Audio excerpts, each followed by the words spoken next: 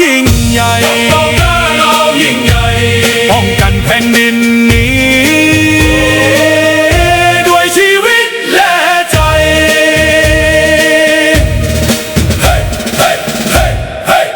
เขาเป็นทหารก้าวเดินพร้อมกันทหารเหล่านั้นบ่ยอมแพ้ผู้ใด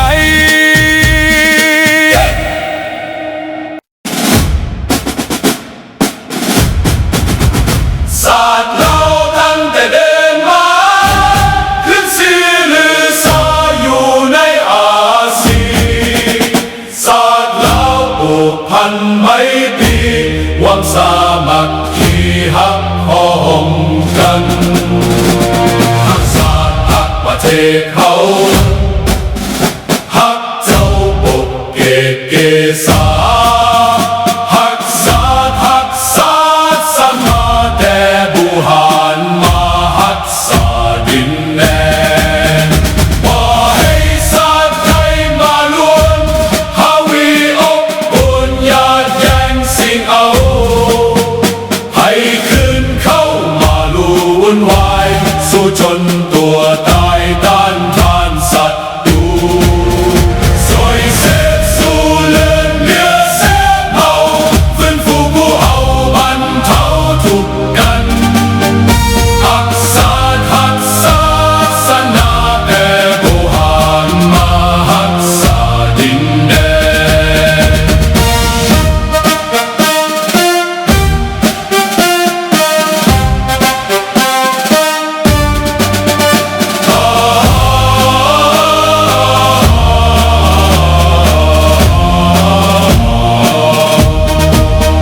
บ่ให้ศาสตร์ใด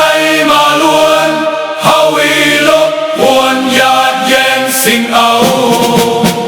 ให้คืนเข้ามาลู่วุ่นวายสู้จนตัวตายต้านทานศัตรู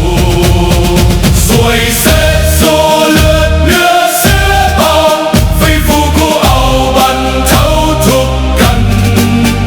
สวยเสพสู้เลือดเนื้อเสียเผา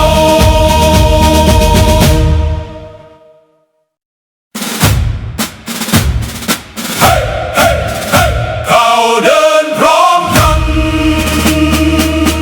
เสียงกลองดังสนั่นแผ่นดินเราเรียกหา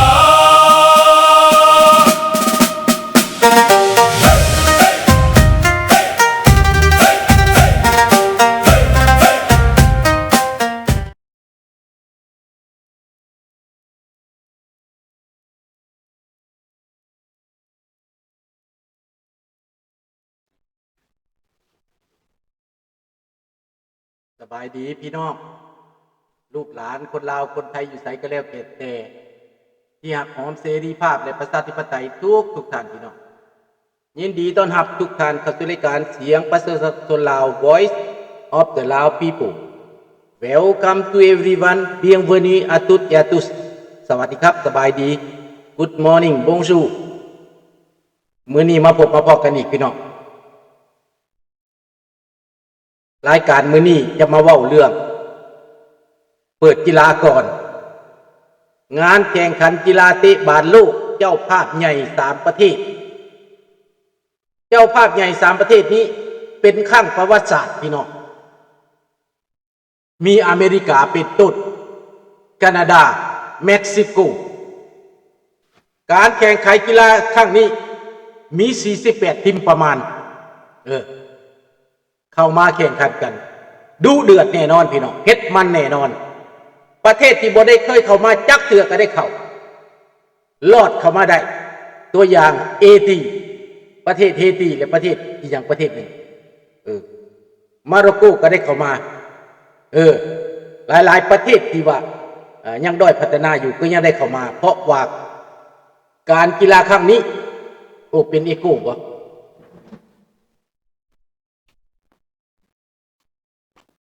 โอเคเนาะได้เลยเนาะบัดนี้เนาะโทษดังนั้นพี่น้อง3ประเทศเจ้าภาพใหญ่มีอเมริกามีแคนาดามีเม็กซิโก ดังนั้นกีฬาครั้งนี้เป็นกีฬาครั้งดุเดือดครั้งประวัติศาสตร์เราจะเห็นฟาดแข่งกันอย่างเอาเป็นเอาตายอย่างเอาจริงเอาจังบ่มีไผยอมไผจนนาทีสุดท้ายพี่น้องในเอเชียนทีมดาวเด่นข้าพเจ้าก็จับตัวญี่ปุ่นเกาหลีใต้สองทีมนี้มาแน่นอนแต่จะรอดไปเอาเข้ารอบที่8ได้บ่เข้ารอบ8ทีมได้บ่ญี่ปุ่นนี่ก็สำคัญเกาหลีใต้ก็สำคัญข้าพเจ้ามักทีมเอเชีย2ทีมนี้เป็นหยังเพราะว่า1คนเอเชียเฮามันดูกน้อยอยู่แล้วมันดูกน้อยอยู่แล้วมาลินกับเขาแข่งกับเขานี่มันก็เสียเปรียบอยู่แล้วแต่ว่าปรากฏว่าญี่ปุ่นปีนี้ฟาดเบรซิลอยู่สมั่งพี่น้องหลายๆประเทศก็เสียท่าให้ญี่ปุ่นเด้เราเลือกกีฬาก่อนนิดหนึ่งเนาะพี่น้องเนาะดังนั้นข้าพเจ้าจับญี่ปุ่นก่อนปีนี้นะในเอเชียเนาะในอเมริกาก็ให้กำลังใจประเทศแคนาดากับอเมริกาก่อนเด้อเจ้าภาพคืออเมริกาข้าพเจ้าก็ให้เจ้าภาพอเมริกาให้กำลังใจเจ้าภาพแคนาดาข้าพเจ้าก็ให้เจ้าภาพแคนาดาเม็กซิกข้าพเจ้าก็ให้เจ้าภาพเม็กซิกให้กำลังใจ3ประเทศนี้ก่อนที่จะจัดการสู่อย่างนักLa Corée avait autrefois un empereur de troisième ordre นั่นเกาหลีก็บ่ธรรมดาได้เนาะสบายดีอามิโกบาทนี้พี่น้องในการสู่กีฬาครั้งนี้มันพิเศษอยู่บนใดสบายดีกุ้งการกีฬาครั้งนี้มันพิเศษอยู่บนว่าท่ามกลางความขัดแย้งท่ามกลางสงครามอิหร่านอเมริกาอิสราเอลสงครามยูเครนรัสเซียความขัดแย้งอันนักแน่นกับจีนนี่โลกกำลังฮอตแต่มีการกีฬาโอลิมปิกมีการกีฬาโลกฟุตบอลโลกเกิดขึ้นมีฟีฟ่าเข้ามากำกับโดนัลด์ทรัมป์เป็นเจ้าภาพใหญ่ในอเมริกาเจ้าภาพลักเป็นโดนัลด์ทรัมป์เพราะว่าจับมือกันกับฟีฟ่าเจ้าภาพของฟีฟ่านั้นมาจัดในอเมริกาเพราะว่าเป็นประเทศที่ร่ำรวยเป็นประเทศที่ใหญ่เป็นประเทศที่มีพลเมืองหลายคนอเมริกาแต่ก่อนบ่เคยนิยมชมชอบเรื่องฟุตบอลปานใดเรื่องเตะบาสนี่นะแต่มาบัดนี้อเมริกาเป็นเจ้าภาพจะแข่งขันในสนามกีฬาของประเทศอเมริกา3สนามในแคนาดา2สนามในเม็กซิก1สนามสบายดีน้องธนาพรสบายดีกุ้งสบายดีด้วยวัตถุกท่านเด้อพี่น้องเด้อดังนั้นกีฬาที่สนามกีฬาที่สวยงามที่สุดก็แม่นอยู่อเมริกาใหญ่ที่สุดสนามกีฬาอันดับ2รองลงมาก็แม่นโตรอนโตวันคูเวอร์ง่ายที่สุดจัดสรรที่ว่าบ่เคยมีมาก่อนสนามกีฬาที่ใหญ่รองรับการเตะบอลนี้นี่แหละพี่น้อง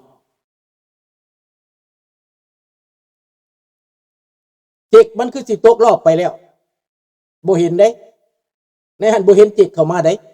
รอดเข้ามาบ่ได้เพราะญี่ปุ่นปัดออกไปแล้ว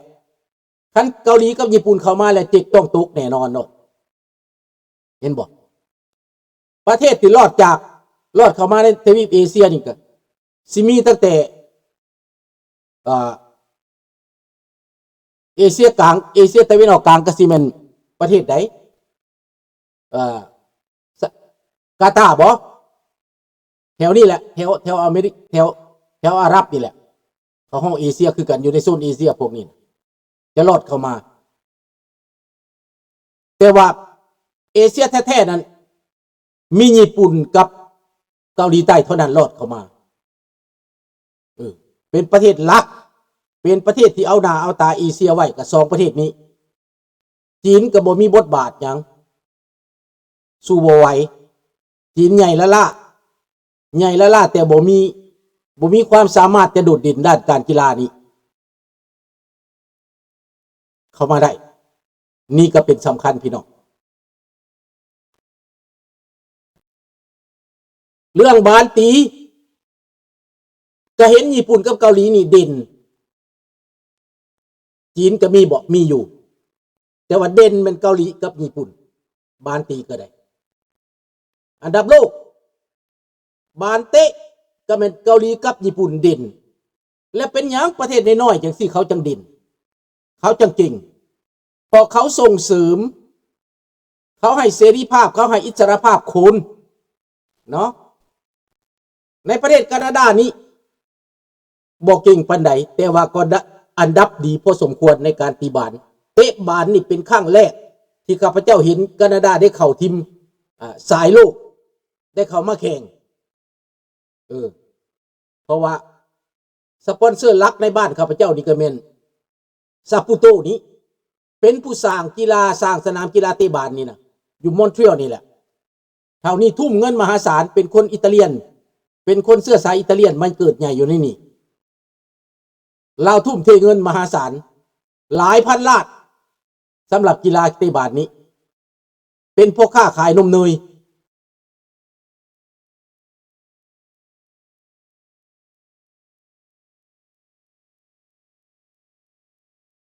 พานั่นจีน